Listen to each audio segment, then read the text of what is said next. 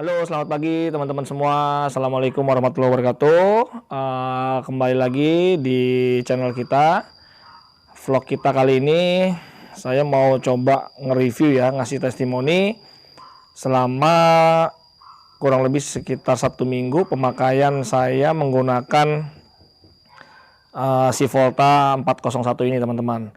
Jadi apa sih plus minusnya gitu ya, motor listrik Volta 401, tapi ini pendapat saya pribadi ya, selama kurang lebih memakai satu minggu, yang nggak nyampe 1 minggu lah ya, kurang lebih sekitar 5 harian sih yang saya udah pakai, baik hujan-hujanan, jalan panas-panasan gitu ya, saya coba aja. Kebetulan saya coba sembari ngetes berapa kilometer sih jaraknya gitu ya, walaupun nanti mungkin kita bisa buat video khusus bener-bener sambil kita real time monitoring, kita muter-muter berapa sih kekuatan baterainya sekali ngecas gitu ya, bisa dapat berapa kilometer gitu teman. Oke, saya sudah punya catatan kecil teman-teman ya, jadi ini saya catat aja, jadi plus minusnya tuh apa sih. Jadi buat teman-teman mungkin nanti kalau yang mau ya, buat bahan pertimbangan lah, buat bahan pertimbangan buat teman-teman kalau yang mau meminang si Volta 401 ini gitu ya. Tapi ini tidak sama sekali pokoknya intinya ini hanya pendapat kita pribadi lah gitu ya, nggak ada sama sekali untuk ngejelekin produk atau ngebagus-bagusin produk juga ya, apa adanya aja. Oke, pertama teman-teman, saya bahas dulu untuk plusnya. Nah, ini plusnya ya. Jadi kalau plusnya ini jelas lah, mungkin namanya motor listrik, jelas kita nggak perlu isi-isi BBM bahan bakar, kita nggak perlu isi BBM di jalan. Intinya itu teman-teman, nggak ada ganti-ganti oli gitu ya. Jadi ya motor listrik enak lah, intinya kita nggak perlu beli BBM, kita nggak perlu ganti-ganti oli teman-teman. Terus juga motor listrik itu minim perawatan ya, minim perawatan. Jadi kita nggak ada servis rutin setiap bulan ya, tadi untuk ganti oli, untuk bersihin mungkin karburator, cek injectionnya atau apa-apa, kita sama sekali nggak ada gitu ya. Terus plusnya lagi ya, apalagi ini motor listrik ini emang terkenal pajaknya murah lah ya dibanding motor biasa gitu teman-teman. Jadi dari segi tadi ya, BBM-nya tidak perlu ngisi BBM, itu biasa. Terus nggak perlu ada ganti oli, maintenance-nya juga minim gitu ya. Terus pajaknya murah. Terus kalau punya motor listrik itu tidak ada progresif, jadi nggak pakai progresifan. Nah, terus yang enaknya dari motor Volta ini, khususnya Volta ya gitu ya, Volta ini dia memang ada sistem SGB. SGB itu sistem ganti baterai teman-teman. Nah, sistem ganti baterai itu jadi kita bisa nggak perlu khawatir lah intinya gitu. Kalau misalkan kita di jalan kehabisan, kita tinggal mampir ke ke tempat ekspedisi si cepat gitu ya. Jadi kalau teman-teman mau kirim-kirim barang itu kan ada counter-counter si cepat. Nah, di situ biasanya suka ada tempat pergantian baterainya, tinggal kita swipe aja teman-teman, cukup bayar kurang lebih sekitar 7.500. Oke, intinya itu, jadi kita nggak khawatir lah untuk masalah kehabisan baterai di jalan gitu teman-teman. Terus kelebihannya lagi yang sama saya pakai itu remnya bagus teman-teman. Remnya ini karena sudah depan belakang sudah cakram, jadi saya merasa pakem banget, remnya itu bagus, pakem, terus lembut gitu teman-teman. Jadi nggak yang magel atau yang, pokoknya remnya bagus nih, juara remnya, saya salut. Remnya depan belakang nih bagus gitu ya. Oke, itu kelebihannya teman-teman. Mungkin itu ya yang kalau kelebihannya sih mungkin banyak lah ya, motor listrik tuh teman-teman bisa tahu lah, intinya kurang lebih garis besarnya seperti itu. Nah, sekarang mungkin ditunggu-tunggu apa sih minusnya ya. Nah, menurut saya ini saya udah bikin catatan juga. Minusnya si motor Volta ini satu, mungkin ya karena memang harganya juga nggak begitu mahal ya. Pertama dari kualitas. Jadi kualitas materialnya ini memang agak-agak gimana ya teman-teman, kalau bisa dibilang tuh ya plastiknya tuh seperti kelihatan plastik-plastik murah gitu teman-teman ya. Seperti plastik-plastik murah. Saya nggak tahu kalau misalkan ya, kita nggak tahu kena musibah mungkin jatuh motornya, apakah ini langsung pecah bahan materialnya atau seperti apa, saya juga kurang tahu. Tapi yang jelas seperti plastiknya itu terlihat ya sedikit ringkih lah gitu teman-teman ya. Mungkin itu. Tapi ya saya belum tahu nih, karena kita belum pernah coba jatuh atau apa ya kita. Tapi dilihat dari secara visual tuh seperti materialnya material kurang baik aja gitu sih teman-teman. Oke, kalau kita bicara finishingnya juga banyak yang masih kurang sempurna ya. Tapi overall sih oke lah, saya sih nggak masalah kalau untuk masalah finishing gitu ya. Oke, itu teman-teman. Terus yang mengganjal buat saya selama saya pakai itu adalah pijakan kaki nih teman-teman. Jadi pijakan kakinya ini, ground untuk kita pijakan kaki itu sangat tinggi teman-teman tuh. Saya merasa agak terlalu tinggi ini teman-teman gitu. Jadi motor ini emang sudah tinggi, tapi pijakan kakinya ini kalau kita lagi naik tuh rasanya kok tinggi banget gitu. Jadi kalau ini lebih turun lagi sedikit mungkin lebih nyaman teman-teman. Ini jadi kesannya kayak nangkring gitu teman-teman, kayak jongkok nangkring gitu. Nah ini mungkin menurut saya sedikit kelemahannya di sini teman-teman. Kalau agak turun sedikit mungkin lebih better ya, lebih baik gitu. Tapi sih sebenarnya nggak masalah juga kalau sudah terbiasa, karena mungkin saya biasa pakai motor-motor yang duduk pijakan kakinya pas, jadi ya terasa ini baru aja gitu. Tapi kalau sudah sering sih nggak ada masalah. Oke itu, tapi menurut saya itu sedikit ada minusnya di situ. Terus karpet pijakan kaki mudah bergeser-geser. Nah ini teman-teman, ini tuh ada karpet. Nah ini karpet teman-teman ya. Nah karpetnya ini tuh ya begini aja gitu. Jadi dia mudah geser, bergerak nih teman-teman. Kadang kalau anak saya naik tuh suka malah geser keluar begini tuh. Nah ini karpetnya ini mungkin saya nggak ngerti apakah nanti seperti apa yang baik gitu ya. Tapi kalau kita lem kan nggak mungkin kita bisa. Yang saya juga belum tahu ini di dalam sini nih sebenarnya mungkin ada kotak apa, saya juga belum tahu karena saya belum buka-buka. Tapi yang jelas ya itu karpet ini terasa mudah geser-geser gitu teman-teman. Nah sekarang minus yang berikutnya adalah spion. Nah ini spion teman-teman, nih bisa dilihat di sini spion teman-teman. Nah spion ini tuh gimana ya? Spionnya tuh kacanya tuh tidak cembung sepertinya teman-teman. Kaca spionnya ini sepertinya tidak cembung. Jadi terasa deket banget gitu. Jadi kalau misalkan kita ngelihat pandangan itu, jadi pandangan itu seperti pusing dan tidak tidak jauh gitu. Jadi ini kacanya sih mungkin karena datar ya. Jadi karena kacanya datar jadi kurang enak aja gitu loh. Mungkin bisa, tapi sih bisa kita ganti dengan yang aftermarket lah. Kita bisa ganti dengan yang aftermarket. Nah, terus masih juga dengan keluhan spion ini. Jadi spion ini kalau lagi kita bawa jalan itu, terutama kalau lagi jalannya itu agak bergelombang ya teman-teman. Kalau bergelombang ini getar banget gitu. Jadi terasa bergetar gitu. Jadi spionnya tuh kayak apa ya? Kayak getar gitulah gitu. Jadi nggak stabil gitu ya. Nah, ini mungkin kelemahannya juga. Saya nggak tahu apakah kalau diganti dengan yang aftermarket dia tidak bergetar gitu ya, saya juga nggak tahu juga. Nah, jadi kalau buat teman-teman yang concern juga terhadap pandangan belakang, ini spionnya kurang nyaman.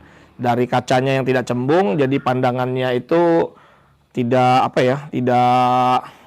jadi terasa pendek. Terus juga dia bergetar, saat kita berjalan dia juga bergetar teman-teman. Oke, nah setelah itu adalah indikator baterai. Nah, selama saya pakai itu indikator baterai itu kayak nggak jelas begitu teman-teman. Jadi memang dia kan bisa dilihat, dicek lewat handphone. Jadi berapa persentasinya itu bisa dilihat juga dari handphone.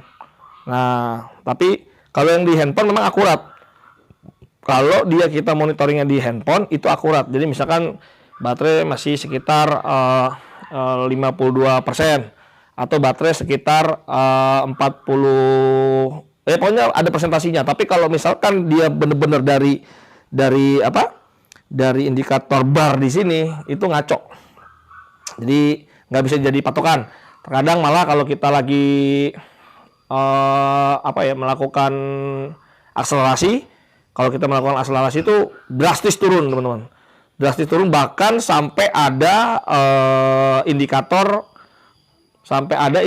itu lambang charger, jadi harus dicas gitu loh. Jadi kayak bener-bener kosong banget gitu.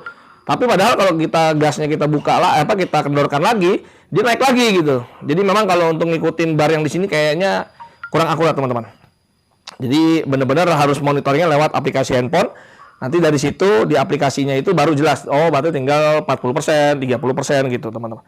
Oke, dari indikator baterai itu yang ada di MID akurasinya kurang gitu ya. Nah, terus ada keluhan lagi minimnya itu di ini nih. Ini kalau saya buka ya. Di sini teman-teman nih. Nah, ini di posisi baterai ini ya. Nah, posisi baterai ini terasa geludak-geluduk nih teman-teman. Nah, ini karena goyang ya. Karena posisinya nih goyang gitu mungkin. Nah, itu kalau kita lewatin jalan nggak bagus itu geludak-geluduk, punya terasa bunyi di bodi itu geludak-geluduk lah, intinya gitu.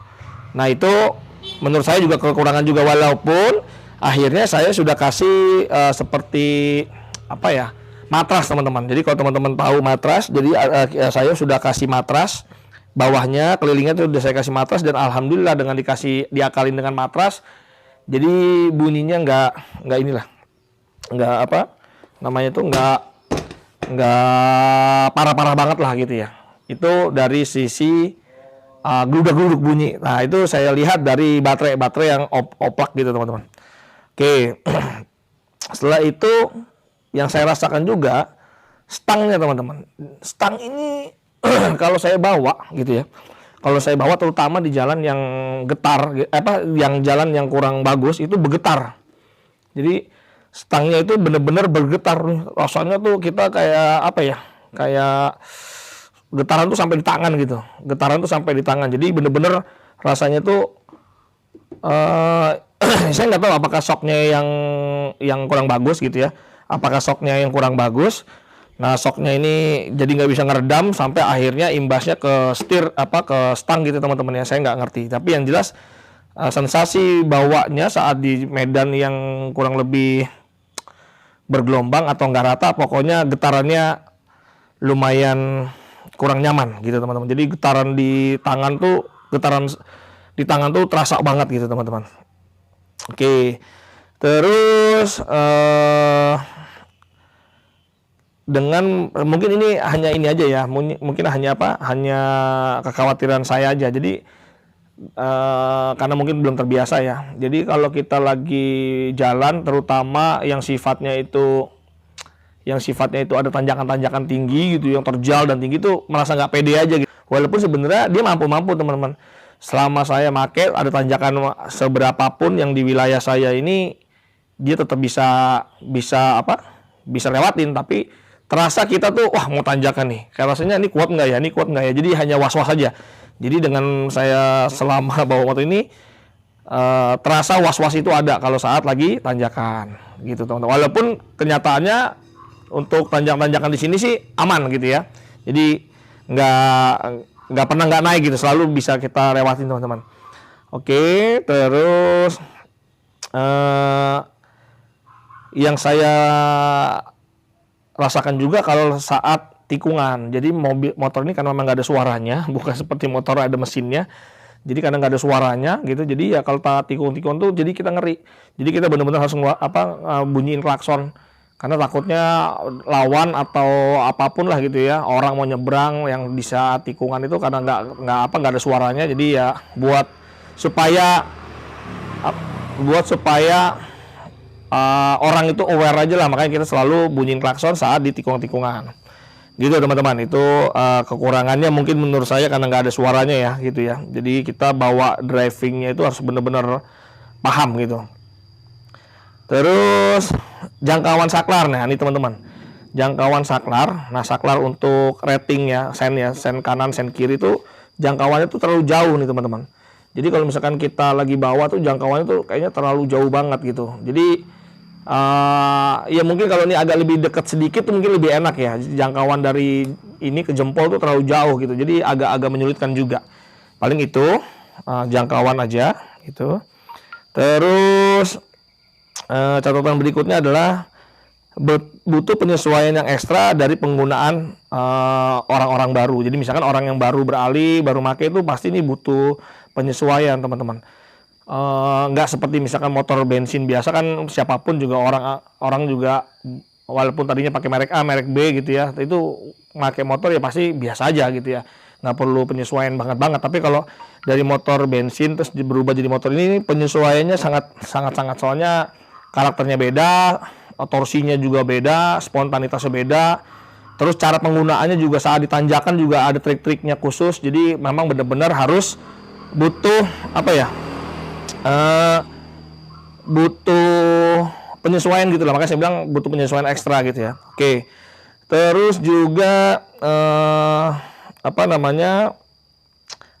dibutuhkan teknik-teknik khusus teman-teman. Jadi kalau dengan menggunakan motor listrik ini sebenarnya bukan minus ya, tapi ya lebih tadi mungkin lebih penyesuaian yang harus agak lama gitu, nggak bisa dalam waktu sejam 2 jam, mungkin bisa 2 hari, 3 hari, 4 hari, bahkan bisa seminggu penyesuaiannya gitu teman-teman. Terutama kalau tanjakan itu kan, karena memang ini sistem motoristik itu kan kalau kita rem sedikit aja dia kan cut off. Jadi motoristik itu langsung mati, walaupun kita gas pol, tapi kalau kita pencet rem itu pasti akan cut off motornya. Nah terkadang karena kita tuh lagi posisi ngegas, kita pencet begini, berarti kan mati. Nah pas saat lepas lagi remnya, itu kan kalau throttle-nya masih dalam keadaan keputar, itu pasti dia akan nyendak begitu teman-teman. Jadi akan kalau yang belum biasa pasti ya tadi, karena dia masih dalam keadaan ngegas, terus dia pencet tuas rem baik kanan atau kiri, depan atau belakang gitu ya rem, itu pasti dia akan cut off si motoristiknya. Nah pas saat dia lepas begini, itu kadang-kadang dia suka tersedak gitulah ya. Jadi ibaratnya kaget lah mungkin. Nah itu yang mungkin butuh penyesuaian. Terus juga kalau tanjakan itu kan kadang kita agak bingung ya saat posisi menanjak. Itu memang ada trik khusus. Trik khususnya gimana? Jadi misalkan kita lagi nanjak, pasti kita ngerem kan. Kalau gasnya ini kita tidak putar setengah gitu ya, tidak kita putar gitu, saat nanti kita lepas pasti kan turun gitu kan, kita turun. Nah kalau kita gas, caranya memang gimana? Caranya paling digas dulu sedikit, baru ini tuas remnya kita lepas supaya motor itu nggak turun tapi langsung jalan saat tuas rem itu kita lepas. Paling ada trik khusus begitulah teman-teman.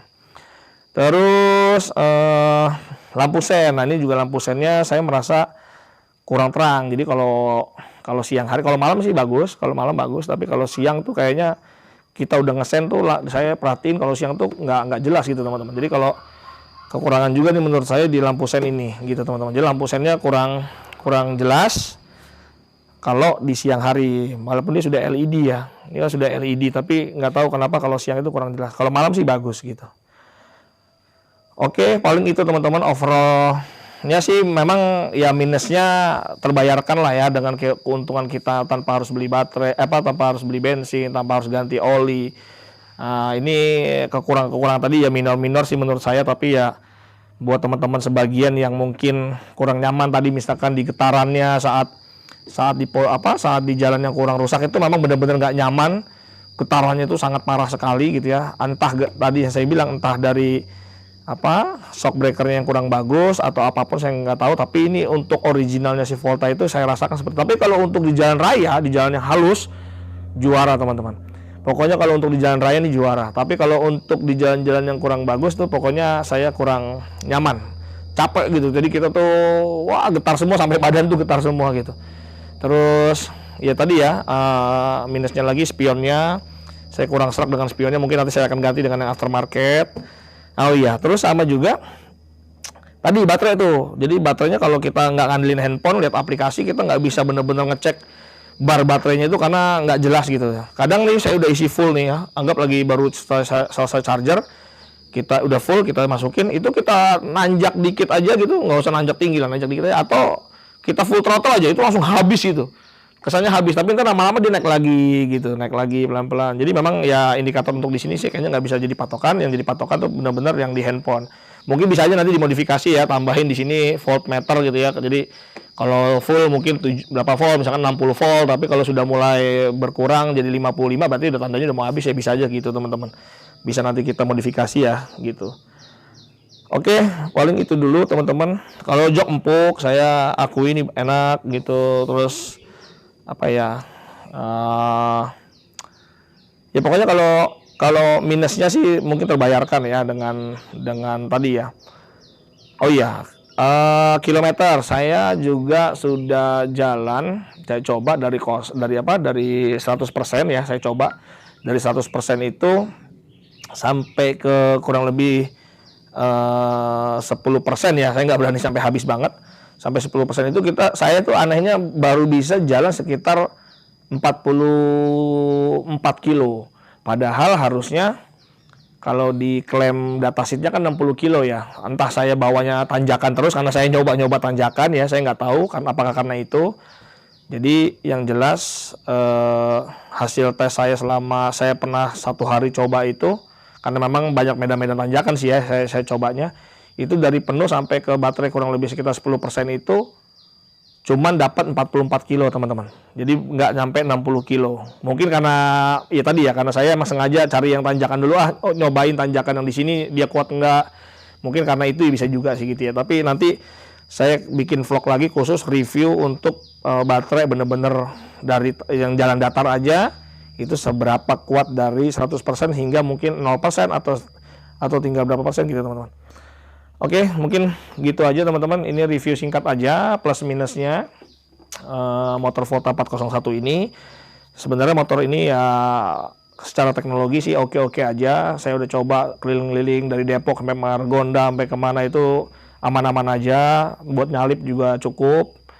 Buat nyalip-nyalip, cuma ya tadi karena nggak ada suaranya ya butuh ekstra aja klakson gitu ya.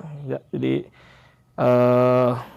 overall sih oke. Minusnya tadi mungkin ya tadi kita bisa benahin sedikit-sedikit lah gitu teman-teman. Oke, mungkin gitu aja review singkat saya. Nanti kita sambung lagi vlog berikutnya. Kalau memang bermanfaat ya silakan di like, di subscribe gitu teman-teman ya. Kalau perlu di komen juga. Oke, cukup begitu aja. Assalamualaikum warahmatullahi wabarakatuh.